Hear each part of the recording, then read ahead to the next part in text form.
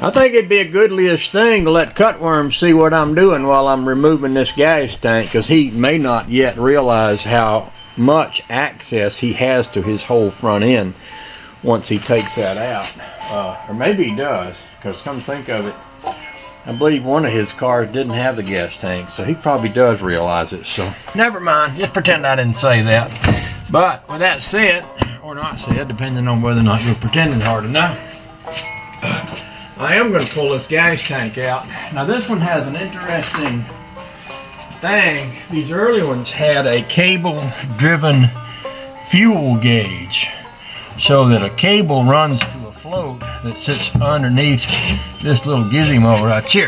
And I think this little gizmo right here, I can't remember how it comes off, and I know it comes off, which lets you pull that out. I don't know whether it prizes off.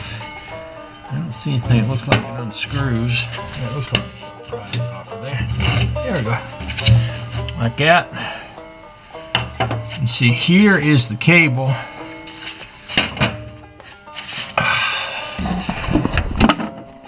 There's the cable.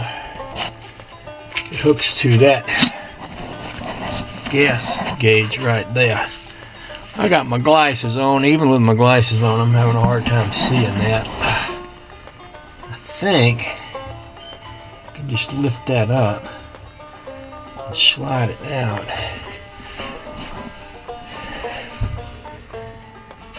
I think that's all it takes to get that out of there.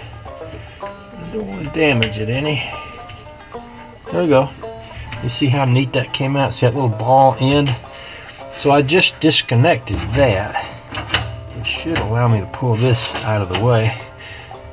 I don't have to take these screws out because I'm not taking this out, but by taking the cable off, I can just sit it over here out of the way where it's safe, and then I can take out 1, 2, 3, 4 of these bolts. I can lift this thing right out of here. Look at there, there's a Volkswagen jack handle to go with my Volkswagen jack. It's a good thing to have. So, this is the overflow line here. I can disconnect that, I think. And there's going to be a fuel line on the bottom underneath that tank. That won't be any trouble to get loose. I'll take this hose here. This goes from the windshield washer fluid thing. Set that out of the way. I've got some wires over here, but they're kind of well off to the side. So I take these 4 screws out and I take that vent loose. A lot of these newer Volkswagens, the vent goes to a door on the outside there. These early ones, you had to lift the hood up on them to put gas in them.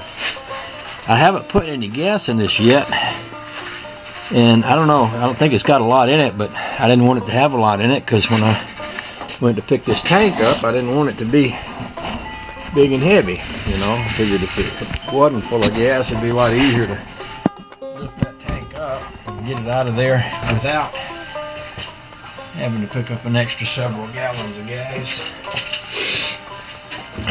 By the way, these gas tanks are excellent. Old Dale, he used one of these in the back of his 38 Ford pickup truck. It fit right down between the frame rails in the back. Made a real nice gas tank for this truck.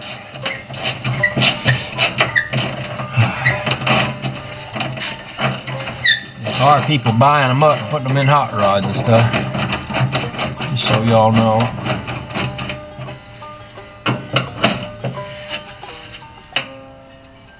I might need a little bigger wrench.